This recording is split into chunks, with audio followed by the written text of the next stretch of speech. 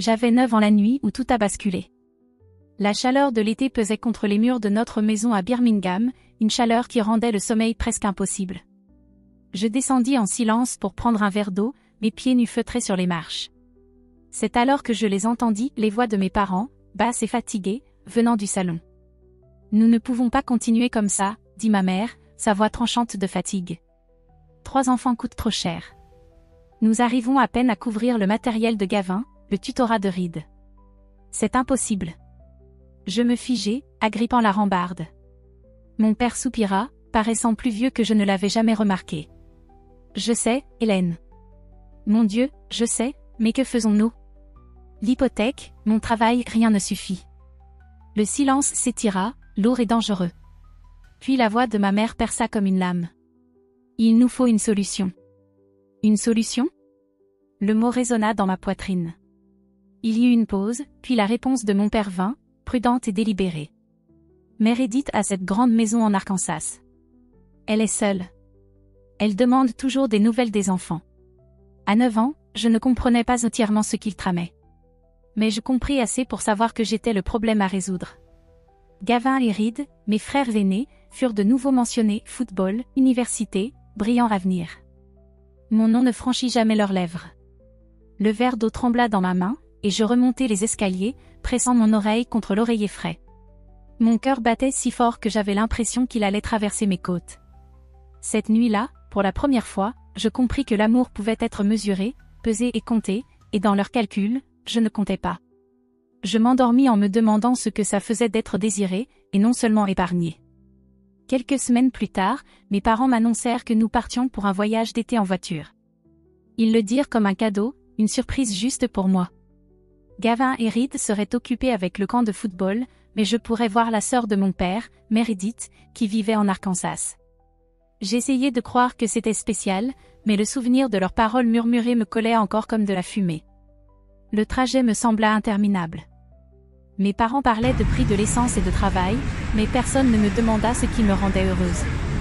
Mon estomac se nouait entre anticipation et angoisse. Lorsque nous arrivâmes enfin dans l'allée, la maison de Meredith se dressait devant moi comme venue d'un autre monde, grande colonne blanche, vaste pelouse, tout à sa place. Meredith sortit pour nous accueillir, ses cheveux argentés tirés en arrière, ses yeux bleus perçants. Mais quand elle me regarda, son visage s'adoucit d'une manière que je n'avais jamais vue. « Alors voilà Anne-Lise, dit-elle, sa voix ferme mais chaleureuse. Elle se baissa légèrement, me regardant directement dans les yeux. « Bonjour, ma chérie. J'attendais de te rencontrer. » Pour la première fois, quelqu'un ne regardait pas au-delà de moi vers Gavin ou Reed. Je me sentis vue, et cette sensation était presque effrayante. Nous entrâmes, et tandis que les adultes parlaient à voix basse, j'explorai la pièce avec ses meubles polis et ses étagères remplies de livres. Puis mon père se leva. Nous devrions repartir.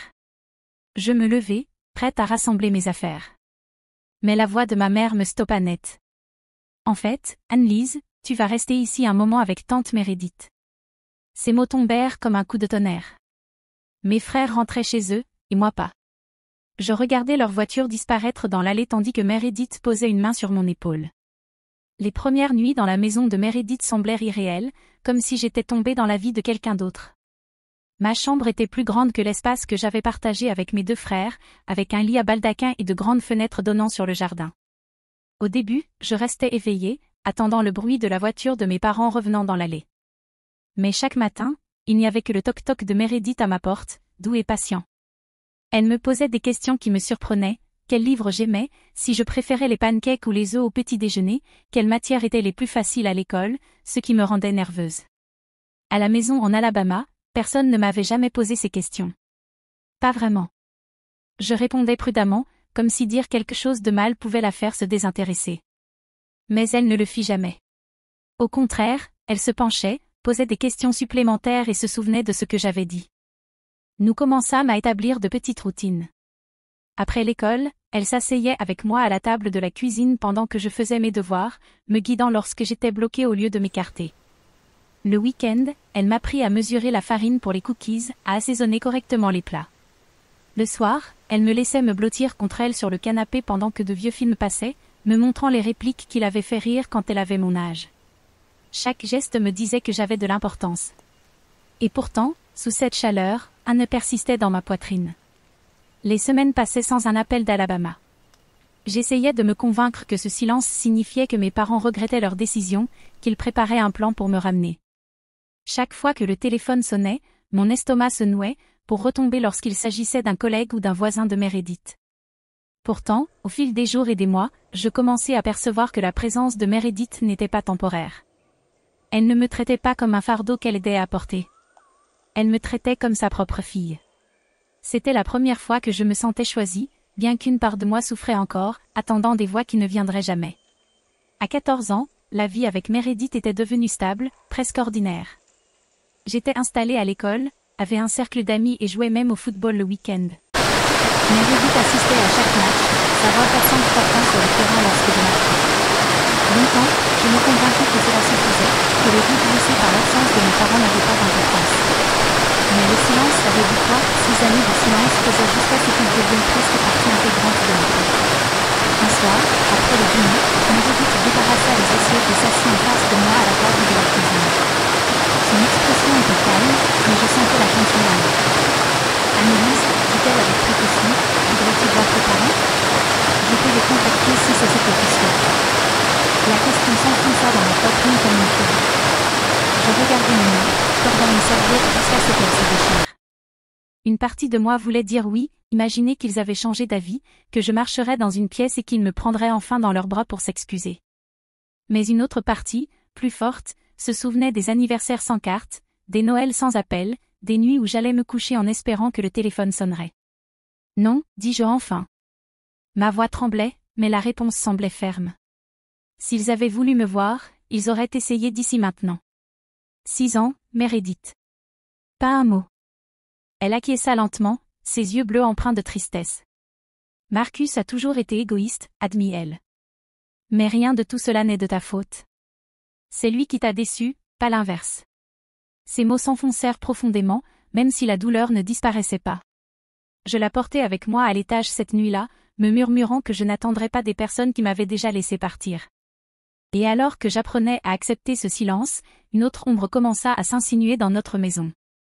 Cela commença par de petites choses, Meredith rentrait du travail épuisée, rejetant cela sur de longues journées au bureau. Puis elle commença à perdre du poids, ses vêtements lui tombant d'une manière qui me rendait mal à l'aise. Quand elle avoua enfin qu'il y avait un problème, j'avais 16 ans et étais assez grande pour reconnaître la peur derrière sa voix calme lorsqu'elle m'annonça que les médecins avaient trouvé un cancer.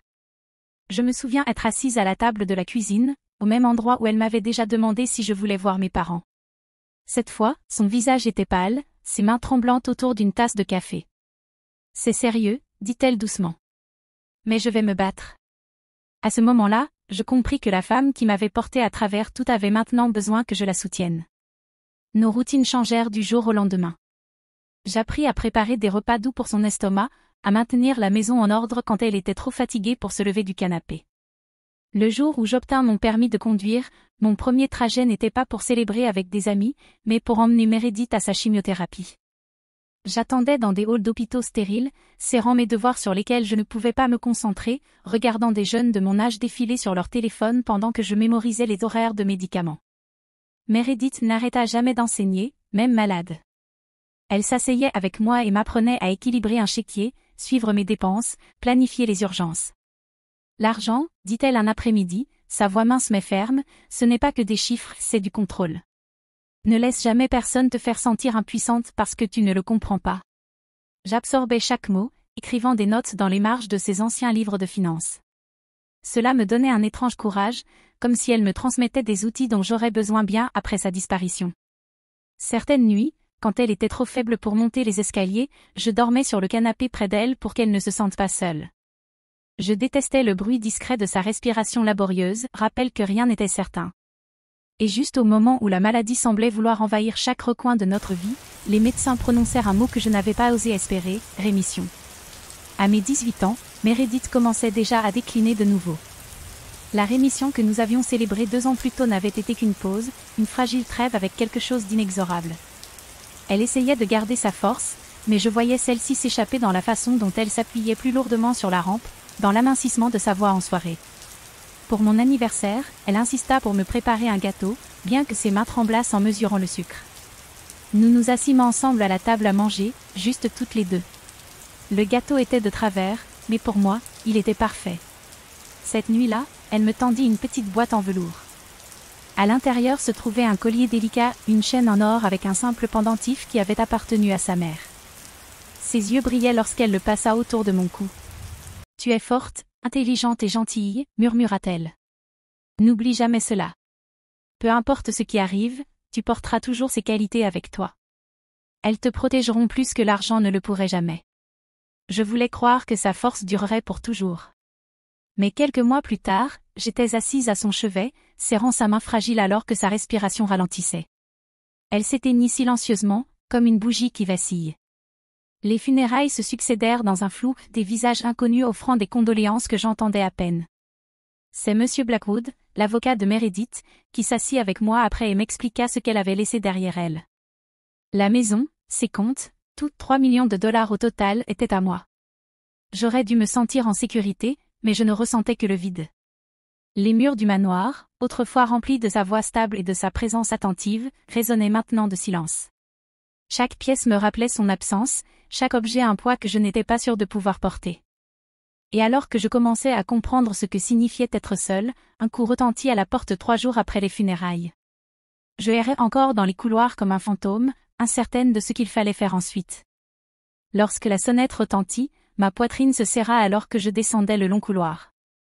Et lorsque je regardais à travers la vitre, mon estomac se noua. Sur le porche se tenaient les 4 personnes que je n'avais pas vues depuis 11 ans, mes parents et mes frères.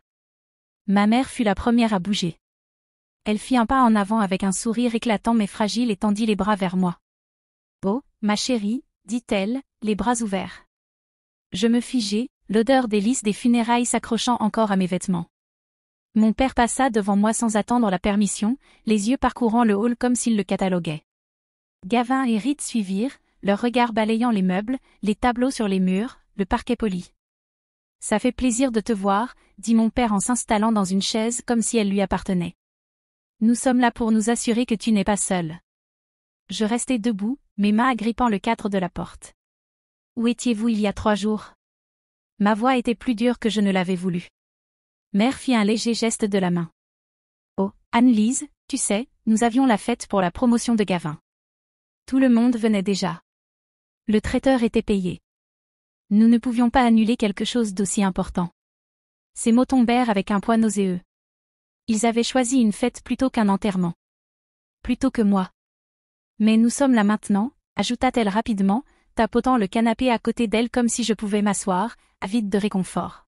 « Tu as besoin de ta vraie famille. » Je ris alors, un rire creux même à mes propres oreilles. Ma vraie famille a été enterrée cette semaine.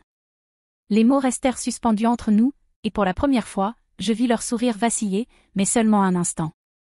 Car sous leur chagrin étudié, leurs yeux brillaient d'autre chose, la faim. Et c'est à ce moment que je compris qu'ils n'étaient pas venus pour me réconforter. Ils étaient venus pour la maison. Il ne fallut pas longtemps pour que leur masque tombe. Mon père s'inclina en arrière dans la chaise comme s'il en était le propriétaire. « Ce domaine est trop pour une fille de ton âge. En tant que frère de Meredith, je devrais hériter de la moitié. » C'est juste. Reed sourit et ajouta, « Et soyons honnêtes, Anne-Lise, tu as 19 ans. Que sais-tu de la gestion de 3 millions de dollars ?» Le chiffre résonna dans l'air comme une cloche d'alarme. Ma mère tendit la main vers moi, les yeux grands ouverts avec une fausse inquiétude. « Ma chérie, tu as besoin de conseils. Nous sommes toujours tes parents légalement. Nous sommes tes tuteurs jusqu'à tes 19 ans en Alabama. » Ces mots brisèrent quelque chose en moi. 11 ans de silence, et maintenant il voulait me réclamer à nouveau. Je m'excusai, montai à l'étage et pris la carte que l'avocat de Meredith m'avait donnée lors des funérailles. Mes mains tremblaient en composant le numéro. « Monsieur Blackwood, c'est Anne-Lise. Ils sont là. Ils ne partiront pas. Je serai là dans quelques instants, dit-il fermement. Ne signez rien et n'acceptez rien. » 20 minutes plus tard, il entra, grand et calme, portant sa mallette comme une arme. Ma famille se raidit à sa vue. « Bonjour, dit-il d'une voix posée. Je suis Jonathan Blackwood, l'avocat de Madame Rowan. Je comprends qu'il y a eu une confusion. » Mon père se redressa, gonflant la poitrine. « Nous ne sommes pas confus. Elle est encore mineure selon la loi de l'Alabama. Nous sommes ses tuteurs. Monsieur Blackwood ouvrit sa mallette et sortit des documents, sa voix calme mais inflexible. Annelise est résidente légale de l'Arkansas depuis plus de 10 ans. Ici, la majorité est fixée à 18 ans. De plus, ses parents ont renoncé à leurs droits lorsque Meredith l'a légalement adoptée. Vous n'avez aucune réclamation, légale ou autre, sur elle ou cette succession. Le silence était tranchant, brisé seulement par le rire en colère de Reed. C'est insensé. Monsieur Blackwood referma son dossier avec finalité. Ce qui est insensé, c'est de croire que vous pouvez effacer 11 ans de négligence par un soudain intérêt pour son compte en banque. Leurs visages se durcirent, et une lueur de désespoir traversa leurs yeux tandis que je réalisais qu'ils n'abandonneraient pas facilement. Après que Monsieur Blackwood les eut chassés, je pensais que c'était terminé, mais les appels commencèrent presque immédiatement, des numéros inconnus à toute heure du jour, des voix que je n'avais pas entendues depuis mon enfance tentaient maintenant de se frayer un chemin dans ma vie. Gavin fut le premier. « Écoute, Annelise, tu as plus d'argent que tu ne sais quoi en faire. Je vais me marier. Tout ce dont j'ai besoin, c'est d'un acompte pour une maison. Cela signifierait le monde pour moi. » Sa voix était fluide, maîtrisée, comme s'il négociait un contrat plutôt que de parler à sa sœur. Puis Reed, j'ai une opportunité d'affaires, des rendements garantis. Tu pourrais tripler ton héritage si tu me soutiens. Le désespoir sous son assurance était évident, mais il le dissimulait avec confiance, comme si je devais le remercier pour cette chance d'investir. Les appels de ma mère furent les plus difficiles à entendre. Ses sanglots transperçaient la messagerie, nous avons fait une terrible erreur. Tu es notre bébé, Annelise. Je ne peux pas dormir en sachant ce que nous avons fait. Pardonne-nous. Nous avons juste besoin d'aide. C'est tout. Chaque message fut enregistré, catalogué et conservé, exactement comme Monsieur Blackwood l'avait ordonné. Après un mois, il leur envoya une mise en demeure formelle, détaillant chaque acte de harcèlement. Il les avertit que si cela continuait, nous demanderions une ordonnance de protection. Les appels cessèrent. Le silence qui suivit était saisissant, presque plus fort que leur voix ne l'avait jamais été. Pour la première fois, la maison m'appartenait entièrement, pas de téléphone qui sonne, pas d'écho de demande, pas de rappel des personnes qui m'avaient rejeté. Mais alors que le calme s'installait, je ressentais à la fois un soulagement et une inquiétude, comme si j'étais debout dans l'œil d'une tempête, incertaine si les vents reviendraient. Lorsque je commençais l'université, le poids de ces appels et menaces s'était estompé dans ma mémoire. J'avais choisi d'étudier la finance non seulement parce que cela me fascinait, mais aussi parce que cela me semblait être une manière de faire perdurer l'héritage de Meredith. Chaque cours, chaque nuit tardive à éplucher des chiffres me rappelait les après-midi où elle me montrait comment comprendre l'argent, m'enseignant que le savoir était une protection. La maison ne ressemblait plus à un tombeau. Peu à peu, je l'emplis de morceaux de ma propre vie, des amis du campus qui venaient pour des sessions d'études, des étagères garnies de livres que j'avais choisis, des fleurs fraîches dans la cuisine parce que Meredith les avait toujours aimées. Je gardais son collier près de moi, le portant lors des examens, laissant reposer contre ma clavicule comme une encre. Parfois, assise à son bureau à réviser des études de cas, j'entendais sa voix dans ma tête, calme et stable, ne laisse jamais personne te faire sentir impuissante. Ces mots me portaient à travers les moments de doute, à travers les nuits où la solitude pesait trop lourd. Le sang m'avait abandonné, mais le choix m'avait embrassé. Meredith m'avait choisi quand personne d'autre ne l'aurait fait. Et grâce à elle, j'ai appris que la famille ne se mesure pas à l'ADN, elle se construit dans la loyauté, le sacrifice, dans la décision de rester quand les choses deviennent difficiles. Je vis avec cette vérité aujourd'hui. Quand je ferme la porte d'entrée le soir, le son ne résonne plus dans une maison vide. Il scelle un foyer construit sur l'amour, un amour qu'on ne peut pas enlever. Au final, qu'est-ce qui définit une famille ? Le sang qui vous abandonne, ou l'amour qui reste ?